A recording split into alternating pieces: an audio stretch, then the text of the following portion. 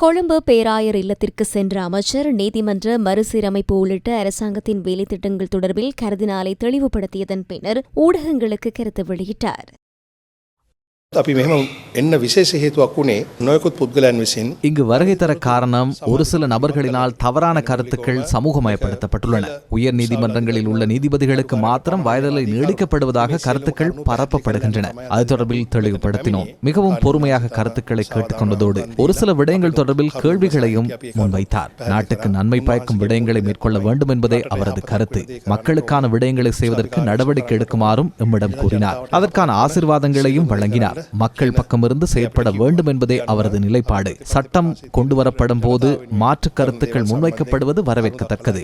அது ஜனநாயகத்தின் அடையாளம். அதனை தவிர்க்க மாட்டோம். அவற்றுக்கும் செவிமடுப்போம். சட்டத்தரணிகள் சங்கம் கருத்துக்களை முன்வைப்பதற்கு அவர்களுக்கு உரிமை உள்ளது. மாற்று கருத்துக்களும் ஜனநாயகத்தின் நல்ல அடையாளமே. නීතිජ සංගමයේ නිල මතේ දැරීමට ඒගොල්ලන්ට අයිතියක් තිබෙනවා. මේක ප්‍රජාතන්ත්‍රවාදයේ හොඳ ලක්ෂණයක් නේ.